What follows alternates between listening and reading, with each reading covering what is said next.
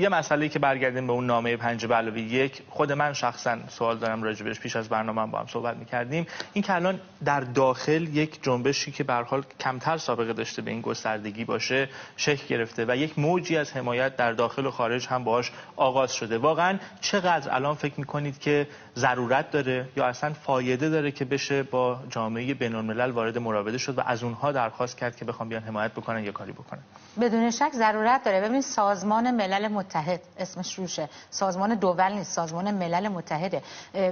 این عزیزان ما امروز جان برکف، کسی که جانباز هست، جانش رو برای وطنش داده، 70% از جانش رو داده، 30% هم الان تو زندان هست. یا آقای دکتر یزدی که زایه مغزی دچار شدن به خاطر فشارهایی که روشون هست. و اون همسر شهیدی که میاد پیام میده چی داره میگه؟ داره به دنیای آزاد میگه ما رو به رسم این کشور اینها نماینده ما نیستن. وقتی جواد ظریف میاد اونجا صحبت میکنه، از رسانه‌های آزاد استفاده میکنه و دروغ میگه، دارن میگن اینها نماینده ما نیستن، ما دنبال این هستیم که نماینده های واقعیمون رو معرفی بکنیم به جهان آزاد. در نتیجه تا زمانی که سازمان ملل متحد و کشورهای عضو شورای امنیت این جنبش رو به رسمیت نشناسن، ما وظیفه داریم همچنان این پیام ها رو بفرستیم. حتی شهروندان ایرانی در کشورهای مختلفی که زندگی میکنن، از کشورهای اسکاندیناوی، انگلستان، فرانسه تا آمریکا، وظیفه‌مونه که این اخبار رو معاوره بکنیم به زبان کشور خودمون. شما همین تو گوگل الان سرچ بکنین، من امروز با یکی از مشهورترین روزنامه‌نگاران آمریکایی که بسیار حساس هست رو مسائل ایران باش صحبت میکنم 1 ساعت. شما می‌بینید خبر نداشته بر سر این 14 نفر اومده.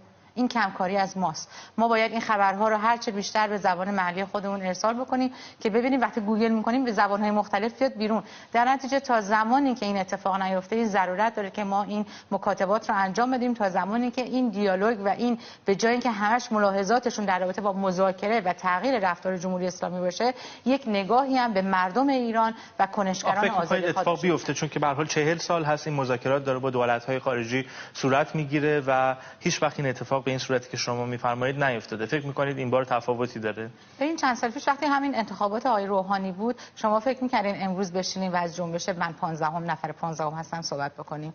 نه من خودم دولت‌های خارجی رو میگم. فکر میکنید که اصولا اونها، چون که به هر حال همه کسانی که راجع به جامعه بین‌الملل، خب شما از سالها هست در سیاست خارجی فعال هستید، با نهادهای مختلفی از طریق شورای ملی ایران در تماس بودید، بین‌المللی، همه منافع ملی خودشون رو در نظر میگیرن. چرا فکر میکنید که الان باید بیان و از یک اپوزیسیونی حمایت بکنن که به هر حال همچنان حکومت رسمی یک حکومت دیگری هست؟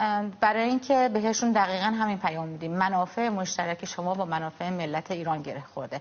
اگر ما دنبال ارزش‌های جهان شمول هستیم و شما تلاش میکنین که دموکراسی در کشورتون پایدار بمونه، این هرگز این منافع با یک حکومت توتالیتری یکی نمیشه. حکومتی که 40 سال میگه مرگ بر آمریکا، شما یا اینکه شعار میده که باید اسرائیل از روی نقشه جهانی حذف شود، حکومتی که چند زن رو به خاطر اینکه فقط میخوان آزاد زندگی بکنن و آزاد پوشش داشته باشن بهش زندانی میزنن، 55 سال زندان میزنن به 3 زن، چجوری میشه با این حکومت منافع مشترک داشته باشه؟ کشورهایی که خودشون رو میشه گفت مدعی حقوق بشر دونن. خب میتونه مثلا دولت امریکا به خصوص الان در ادمنستریشن آقای ترامپ مثلا بگه خب ما داریم این فشار حداکثری رو وارد میکنیم و خب دیگه چه کار باید بکنه؟ مثلا یک دولتی مثل در صدر به هر حال همه این مسائل دولت امریکا قرار داره در بسیاری از مسائل. دولت امریکا چه کار دیگه باید بکنه که به هر حال نیروهای مخالف جمهوری اسلامی احساس بکنن که این دولت داره فشار میاره به حکومتی در پای میز مذاکره؟ فقط مسئله شرایطشون با جمهوری اسلامی است، مسئله حقوق بشر هم روی میز بیاد و با گروه‌های مخالف، گروه‌های آزادیخواه هم دیالوگ و مذاکره رو شروع بکنن رسما، نه در چهاردیواری، نه پشت درهای بسته. آفریقای جنوبی زمانی اپوزیسیونشون حکومت آپارتاید رو به عقب برونه، زمانی بود که وقتی فراخوان داده شد برای اینکه حقوق بشر رو در روی میز مذاکره بذارین و اروپا و آمریکا به این فراخوان پیوست، اون موقع بود که حکومت آپارتاید پاشیده شد. این ما مثل یک اعضای یک بدن هستیم. در نتیجه آمریکا و اروپا نمیتونه خودش رو از ملت ایران سوا بدونه و فقط بخواد با دولت ایران، دولت جمهوری اسلامی ایران مذاکره بکنه. این مهم هستش که حقوق بشر، مسائل و منافع ملت ایران هم دیده بشه، نه فقط از یک گروه اپوزیسیون. از این جنبش آزادیخواهی و سکولار دموکراتی که امروز راه اندازی شده، اینها رو به رسمیت بشناسیم.